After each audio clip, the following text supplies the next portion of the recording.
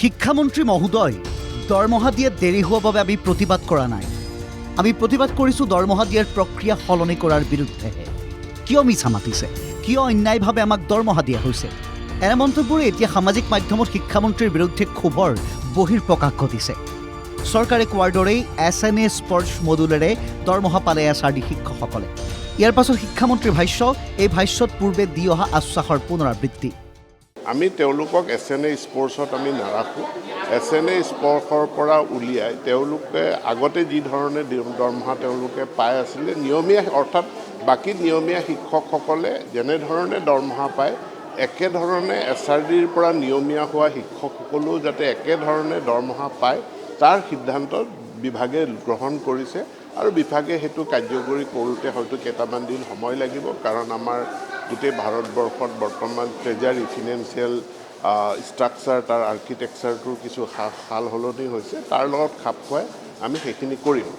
নিশ্চিত হৈ থাকক যে তেওঁলোকৰ এটা এটা একাউণ্ট, লগ ইন ID তেওঁলোকক ফিন আছাম পৰ্টেলত আছে আৰু সেইটো আগতেও আছিলে, এতিয়াও আছে, ভৱিষ্যতেও থাকিব।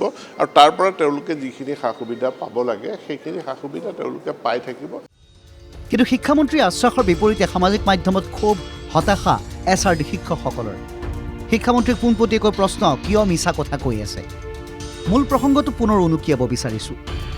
পূৰ্বতে সমগ্ৰ শিক্ষাৰ অধীনত থকা 15,029 শিক্ষকৰ পদ SRDৰ অধীনত 2024 আৰু 2025ত নিয়মীয়া কৰা হৈছিল। নিয়মীয়াকৰণৰ পাছত কেইবা মাহ ৰাজ্যিক কোষাগাৰৰ পৰা দৰমহা লোৱাৰ পাছত এতিয়া আকস্মিকভাৱে SNA স্পৰ্শ মডুলৰ দৰমহা দিয়াৰ সিদ্ধান্ত লোৱা হৈছে। এই সিদ্ধান্ত কিয় মানি লোৱা হ'ব?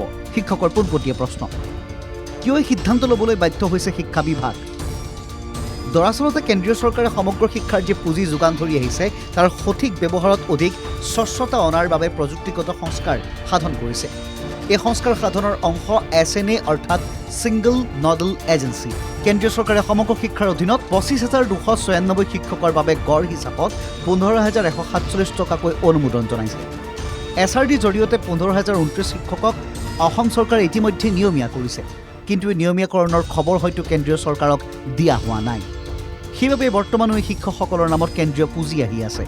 যিহেতু পুঁজি ব্যৱহাৰত এতিয়া পূৰ্বৰ শিথিলতা নাই, সেই ৰাজ্য চৰকাৰে সন্মুখীন হ'বলগীয়া হৈছে জটিলতাৰ সমাধানৰ বাবেই SRD শিক্ষকসকলক SNA স্পৰ্শ মডুলেৰে এবাৰলৈ হ'লেও দৰমহা দিব বিচৰা হৈছে। ইয়াকে লৈ ইতিমধ্যে প্ৰতিবাদ সাব্যস্ত কৰিছে সদৌ অসম প্ৰাথমিক শিক্ষক সন্মিলনীয়ে।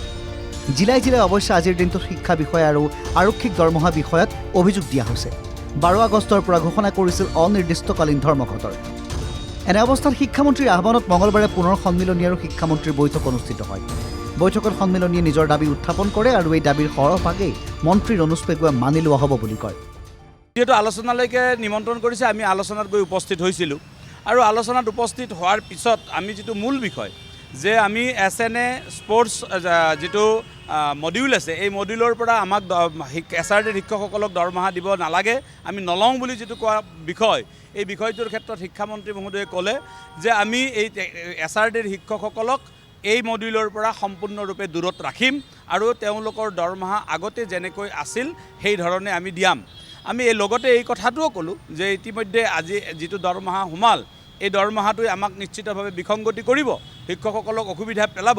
গতিকে এই বিষয়ত যিখিনি ক্লিয়াৰিফিকেশ্যন লাগে, এই গোটেইখিনি ক্লিয়াৰিফিকেশ্যন মন্ত্ৰী মহোদয়ে বিষয়াসকলক দিবৰ কাৰণে ইতিমধ্যে দায়িত্ব প্ৰদান কৰিছে। ইনক্ৰিমেণ্ট কেনেধৰণে আপগ্ৰেড হ'ব, কি হ'ব, আৰু এটা কথা স্পষ্ট কৰি দিছে যে কোনো কাৰণতে SRDৰ শিক্ষকসকলক ঠিকাভিত্তিক শিক্ষকলৈ ৰূপান্তৰ হোৱা বুলি আমাৰ যিটো শংকা, এই শংকা কোনো কাৰণতে হ'ব নালাগে বুলি তেখেতে স্পষ্ট কৰিছে আৰু এইটো SNA স্পৰ্টছ ছিষ্টেমৰ পৰা তেখেতসকলক অন্তৰ্ভুক্ত কৰা নহয় বুলি আমাক আশ্বস্ত কৰিবলৈ তেখেতে বক্তব্য প্ৰদান কৰিছে। এনে আশ্বাসৰ ভিত্তিত শিক্ষকসকলৰ সেৱা বিধিত কোনো অনিষ্ট হ'বলৈ নিদিয়ে বুলি দিয়া প্ৰতিশ্ৰুতিত সাময়িকভাৱে স্থগিত ৰখাৰ সিদ্ধান্ত লোৱা হয় প্ৰতিবাদী কাৰ্যসূচীৰ। অৰ্থাৎ 12 আগষ্টৰ অনিৰ্দিষ্টকালীন ধৰ্মঘট স্থগিত ৰখা হৈছে। শিক্ষামন্ত্ৰীৰ মৌখিক আশ্বাসৰ লিখিত ৰূপ পাব লাগিব বুলি স্পষ্টকৈ জনাই দিয়ে সন্মিলনীয়ে। আমি মন্ত্ৰী মহোদয়ৰ কেৱল বন্ধ কথাৰ বক্তব্যতে আশ্বস্ত হ'ব খোজা নাই। যিহেতু এগৰাকী মন্ত্ৰী আৰু তেখেতে আমাৰ লগত আলোচনাৰ পূৰ্বেই সংবাদ মাধ্যমযোগে অসমৰ ৰাইজৰ আগত এই কথাখিনি বক্তব্য প্ৰদান কৰিছে। আমি আশা কৰিছোঁ তেখেতে যিখিনি বক্তব্য ভিতৰে বাহিৰে দিছে, সেই বক্তব্যখিনিৰ প্ৰতিফলন নিশ্চিতভাৱে তেখেতে কৰিব। কাৰণ ইতিমধ্যে খণ্ড মিছন সমন্বয়কৰ পৰিৱৰ্তে DDO-গৰাকীক খণ্ড প্ৰাথমিক শিক্ষা বিষয়ালৈকে ৰূপান্তৰ হৈছে। যিখিনি ব্যৱস্থাপনা ল'বলগীয়া আছে এইখিনি সঞ্চালক মহোদয়ক মন্ত্ৰী মহোদয়ে দায়িত্ব দিছে। ইয়াৰ বাবে সকলো নিৰ্দেশনা প্ৰকাশ কৰি কেনেধৰণে কৰিব লাগিব এই গোটেই কথাখিনি অৱগত কৰাব। শিক্ষামন্ত্ৰীৰ আশ্বাসত হয়তো বিষয়টো সমাধানৰ বাটত আগুৱাইছে, কিন্তু 15 সহস্ৰ শিক্ষকে দৰমহাৰ ক্ষেত্ৰত যি বিশ্বাসভংগৰ পৰিৱেশ এটাৰ সাক্ষী হ'ল, যি এক আঘাত তেওঁলোকে পালে সেয়া বহুদিনলৈ বুকুত থাকি যাব। ভিডিঅ' জাৰ্নেলিষ্ট আছিক আহমেদ আৰু সঞ্জয় ৰায়ৰ সহযোগত গুৱাহাটীৰ পৰা কুশল কলিতা আৰু কল্পজিৎ শইকীয়াৰ ৰিপৰ্ট NKTV+।